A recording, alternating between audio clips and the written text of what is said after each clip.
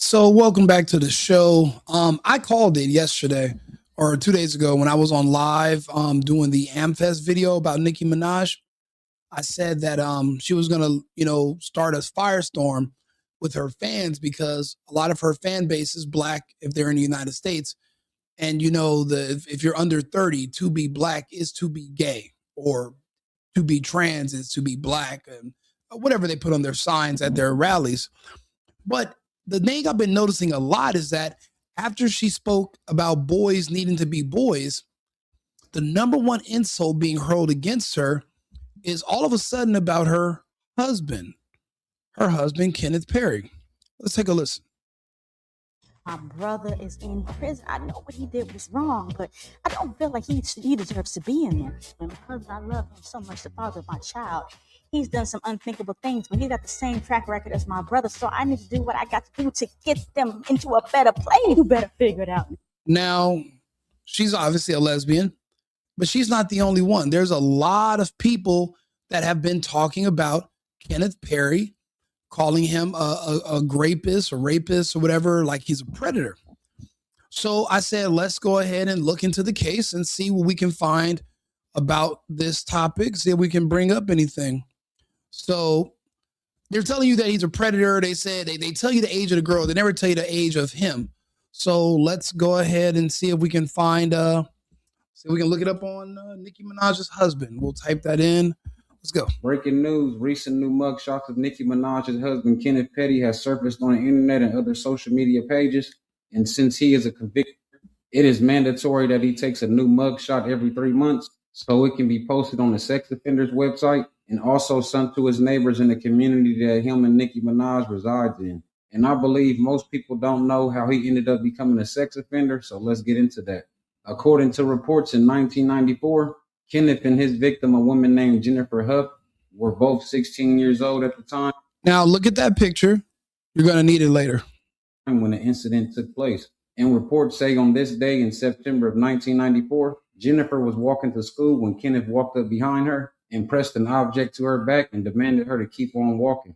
Reports say after Kenneth walked up on her and pressed an object to her back, he allegedly forced her to walk to his residence, where he forced her upstairs and then proceeded to have his way with her at knife point. And it is... Okay, so that's what they're alleging is against Kenneth Perry. So at the time, she was 16. He was 16. Well, he had just turned 16, so they knew each other when he was 15. She was 16. This is him in his interrogation. Is this the knife that was in your room? Yes. Okay. And on your dresser? Yeah. It shouldn't have been on my dresser. Can you get that? Hold it, hold it.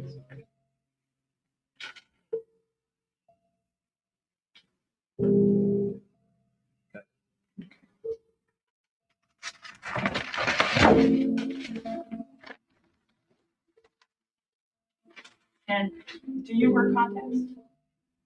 No. Does your aunt? Yes. Do you recognize this photo? Huh? Where do you recognize that from? What I recognize Yeah. from my aunt. Okay. In your bedroom? Yeah. Okay.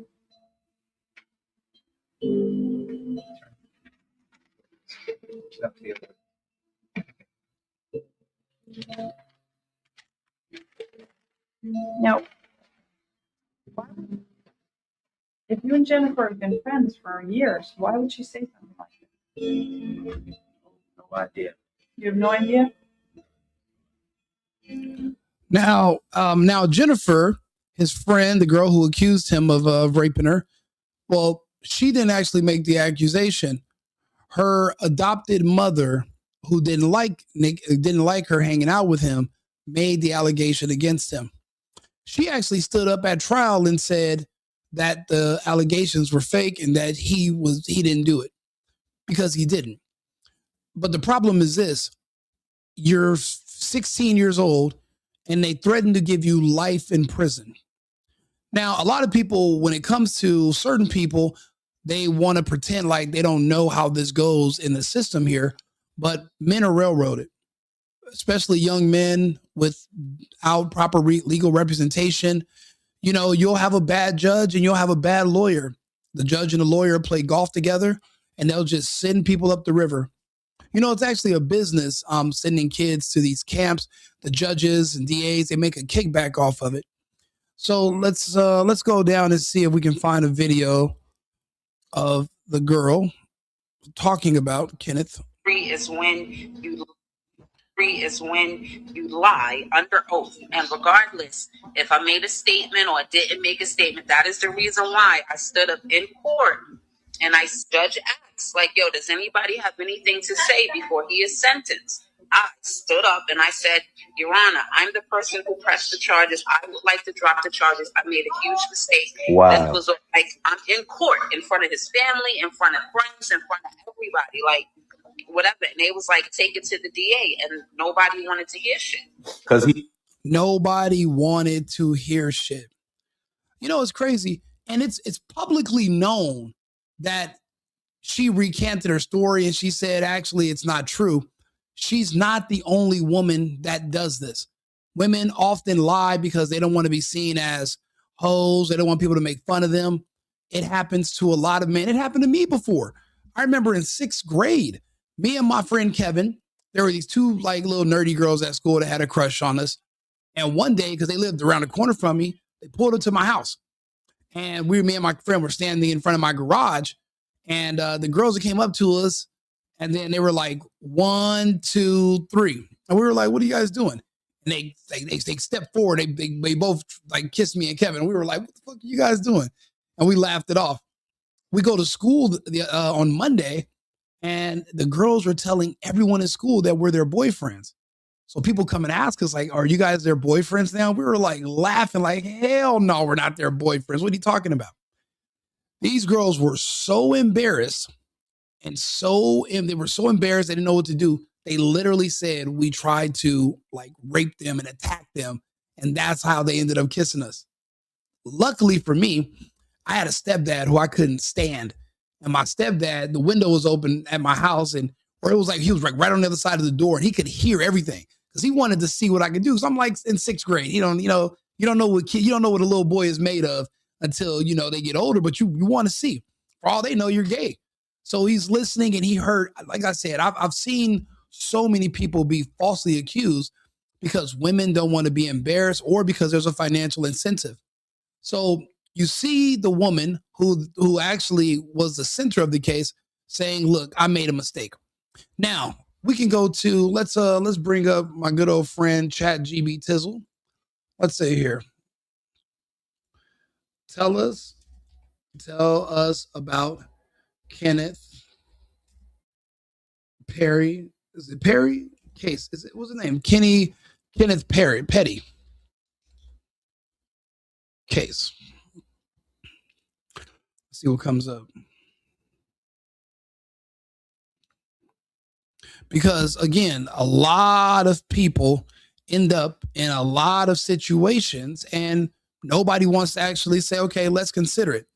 Because it happens to young boys and young men every single day. They're railroaded. Okay, here we go. Now, remember, people are literally using this against Nicki Minaj. His charge wasn't rape. They said he attempted to rape somebody. So that means there was no DNA or anything, just whatever. But look at what ChatGPT tells us right here. The case was originally in 1995. Yeah, he's a little older.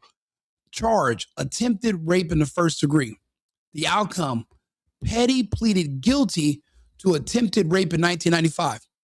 The reason that they said he pled guilty is because, well, they put about 10 other charges on top of it and was trying to give him life. So what they do is they overcharge you just so that you'll take a bullshit plea deal so that you'll eventually see the time of day, because if you try to fight it in trial, you're cooked. They know you don't have the lawyer. They know you don't have money. They know you can't defend yourself. The outcome was he pled guilty to attempted rape in 1995, and he served 4 years in prison, basically. Context often cited online. The accuser later provided statements over the years claiming the encounter was consensual and that she did not want the situation to pursue further. She came back later and she tried to tell people, even on the day of trial, that everything they ever did, all the different times, was consensual. Remember, she was older than him. So when they're trying to say, oh, he's a predator, this and this, he's not. He was a kid. You know, people say, oh, yeah, that doesn't happen. But I mean, every time I look up, you guys are crying about Emmett Till still, saying that he was innocent. He didn't do that, right? Or how about, let's see here. Who else you guys talk about? You guys forgot about Brian Banks. Now I'm 17. You guys forgot about Brian Banks? Remember him? So now I'm 17, and instead of facing minor camp time or juvenile hall time, I was now facing 41 years to life in prison. They tacked on a kidnapping charge, which carries life in the state of California. And what was happening behind the scenes, what I would later find out, which the accuser admitted to on video, was that every time she would hear my side of the story, she would add more to her story because she didn't want to look like a liar, because it was getting so deep on her end that she had to keep pushing the story. So while I was sitting... And that's how it goes, because for one thing, it's only your word versus her word. So they can make up anything.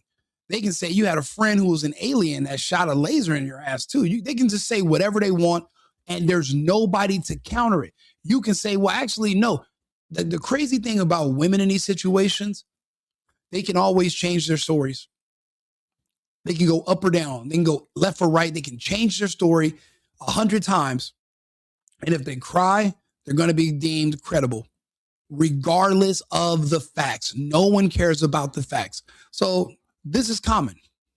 Jail. I was in jail for 1 count of rape. Next thing you know, it was 2 counts of rape. Next thing you know, it was 3 counts of rape. Next thing you know, it was 3 counts of and sodomy. Next thing you know, it was 3 counts of sodomy and kidnapping. Now I'm facing 41 years to life. Now, when you look at what happened with Kenneth, all of his charges were starting to stack up just like that.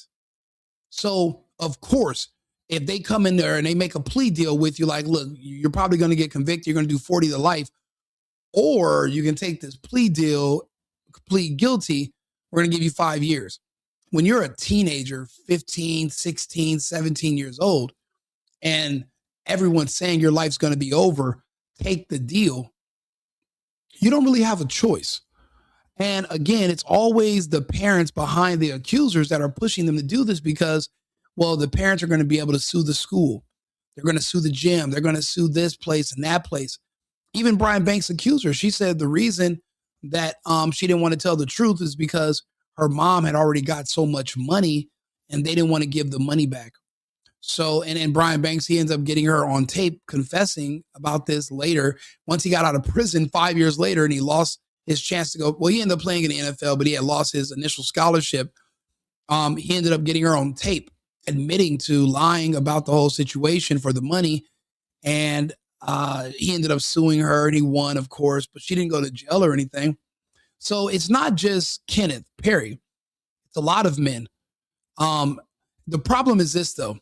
Courts rely on contemporaneous evidence and plea deals. A guilty plea remains legally binding regardless of later statements, meaning even if the person comes back later and says, you know what, that's not true, I made that up, and he pled guilty for nothing, the courts don't care. They're not going to re-examine it. They're not going to reopen it. They're going to say, nope, he shouldn't have pled guilty. So because he said he was guilty to get out of going to jail for life, the guilty plea is going to stay on his record, even if he's innocent, even when they're innocent. So now he has to be on the sex offenders list as if he's a man that was hunting down kids and some kind of predator or some kind of pervert. But really, Kenneth Petty was a victim. Like many other from New York or black and, little young dudes, a lot of them were victims to the system. They literally will railroad these kids and their families do not have the resources to defend them. They don't even know what's going on. If somebody makes an accusation about you and it's your word versus her word, there's really no way. Think about it. She doesn't have any proof that you did anything to her. So how can you prove that you didn't do anything? There's no proof that you did. So how do you counter when there's nothing there? It's just my word. And then this is the 90s. There were no video cameras. There were no cell phones. There's no text messages. There's nothing. So really it was the Wild West and anything can happen. So So the crazy thing is, this dude was a victim. He wasn't a predator. He was a victim himself. He was a kid himself. He was 16. So they make it seem like he was a statutory rapist. He was out here hunting down women, and they're whooping on Nicki because they don't want to come and read. Now go ahead and look this up. Look up Kenneth Petty. Ask ChatGPT to tell you about the case. And this is what comes up. He's not the only one. These charges just continue to stack up. And I had no clue. My mom had no clue. We didn't know how this was happening until years later, finding out how that all went down. So let's see here. Hey, I'm back. Now, as you can see, behind me is the actual statement from the lady saying that she lied about Kenneth Petty, Nicki Minaj's husband, our work. She never did that. I mean, he never did that. He never did that. So this actually just goes to show you that a lot of women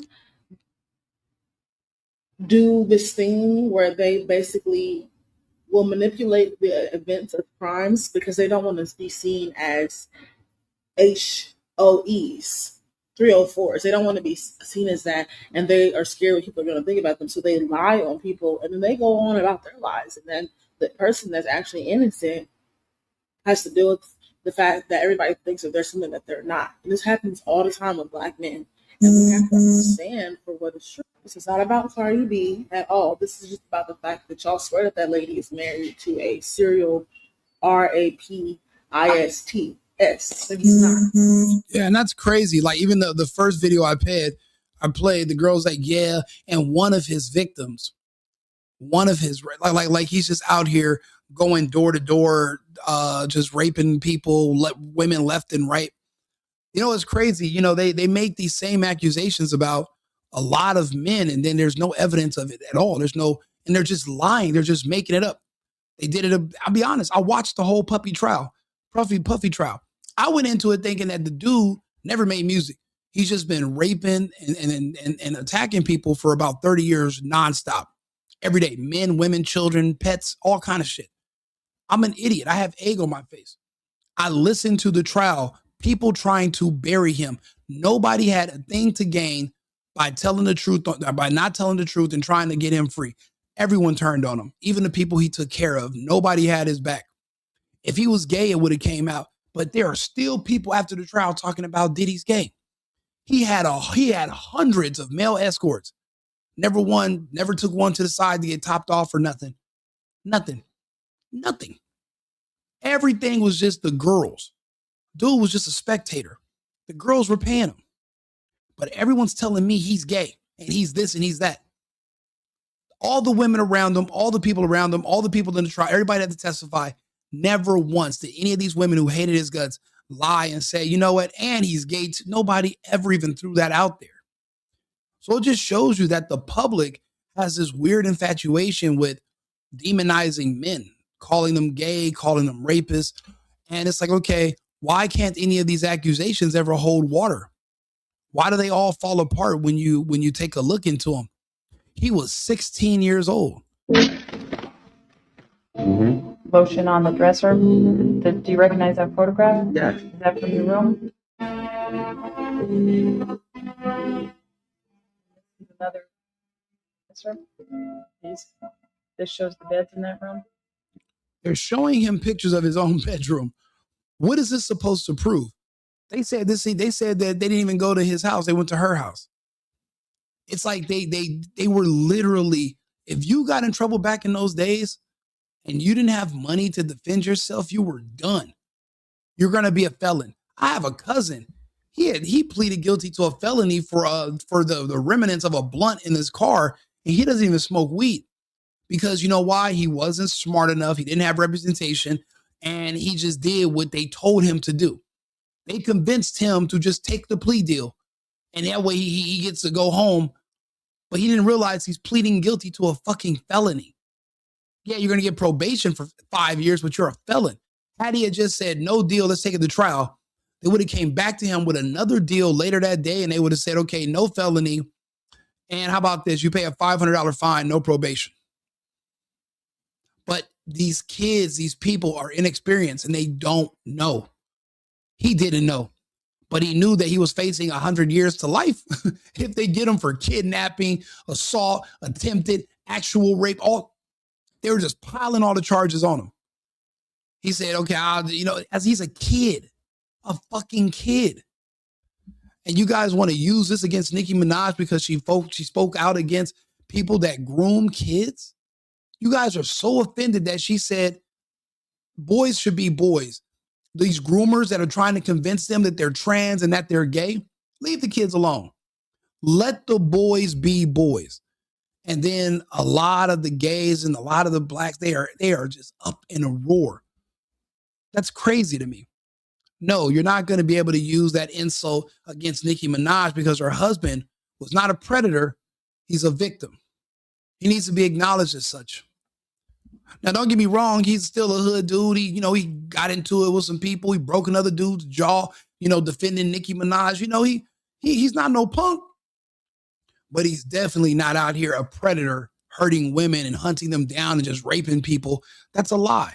But just to throw that out there because you're mad because she said stop grooming kids is fucking insane. And absolutely, there should be charges for people that make false allegations, but they never will. Because if there's a man that you want to target, you can always send a woman to go hook up with him. And you can always use that woman's story about how that night went to control that man, because she can always be used to extort you, to accuse you, there's a lot of women that are living off of settlements where they get a check from 5 different dudes for $5,000 a month. And they pretend they are a big businesswoman, but they're really getting 25 grand from 5 different lawsuits that they had lawyers from men they slept with. And they woke up the next morning and said, what happened last night? I don't remember. You know how scary that is for a man that doesn't have cameras in his home, that can't prove that you consented to everything. Now you're pretending like you don't know where you're at. There's a whole industry about that. There's lawyers and law firms. And you know what they do? They'll take the girl's case. They don't call the police. They contact the man's lawyer. And they say, look, we're not going to go to the police, but we have this evidence. She went and got a kid the next morning, this, and this. The allegations alone to destroy him. He's going to lose his job. He won't be on TV anymore. He's not going to be able to play sports anymore. They go after certain people. And it's kind of just, they call it the cost of doing business, is understanding if you're going to be a straight man and you like women in this world, in this country, you're going to have to literally get used to being extorted. It's legal over here now, unfortunately. So it's an industry. But I'm glad that we could sit here and talk about this. I want to finish hearing what she had to say. It's when you lock family in front of friends, in front of everybody, like rewind it, whatever. And they were around. I'm the person who pressed the charges. I would like to drop the charges. I made a huge mistake. Wow. This was like, I'm in court in front of his family, in front of friends, in front of everybody, like whatever. And they was like, take it to the DA, and nobody wanted to hear shit. Because he probably didn't have a paid lawyer at that time. They didn't want you to go to court because you recanted your story. You told them it never happened. XYZ. You was young. You was pressured. Correct, right? Yeah. So that's why. Yeah, man. Talking. Yeah. So that's probably why they were so thirsty, because they knew the case would have fell through the roof. Because if you'd have said, there's more. If you've heard it once, you've heard it 1,000 times. Anybody can make up these stories and accuse a man of something when they're mad or when there's a financial incentive. You don't know. And then the girl regrets it later, but if her family's offered anything, they're not going to let her take that back. She's going to have to stand on it all the way to the end and lie on this man and watch him go down. So no, we're not going to be able to use this against Nicki Minaj anymore because she's a conservative with values, because she supports Trump. You're not going to be able to say your husband's a predator. Your husband can't come within. Or her husband was a kid that was victimized. Her husband was a young man that was railroaded. Her husband was innocent, but he pled guilty, so he didn't go to prison forever like Brian Banks and like everybody, like a million other men. They pled guilty to a charge they were innocent of, because the alternative was going to trial and potentially losing to something you're not guilty of and doing 10 times more time than you would have if you just take the plea deal and say, I did it. It's crazy how this system works over here. It's not about guilt or not. It's about, can you get a lawyer to get you a plea deal that says that you didn't do it or you did? It's not even it's made to set you up to fail. It's not made for you to get out. It's made to put you on probation and keep you in prison, keep you a part of the system indefinitely, and to restrict you. You won't be able to own guns. You won't even be able to vote, anything. Do me a favor. Let me know what your thoughts on this. Like and subscribe. I just wanted to get on here and talk about Kenneth Perry because I was curious about his case. And then I looked it up and I said, oh yeah, I got to talk about this. I'll be back on in a few minutes with another topic. I'll see you again shortly. I've been needing to find a new apartment, which has not been easy with credit as bad as mine. Luckily, I found cosigning.com. They connected me with a cosigner who helped me get my dream apartment for me and my dog. I just paid a small fee and was able to move in fast. Get the cosigner you need for the apartment you want. Check out cosigning.com today.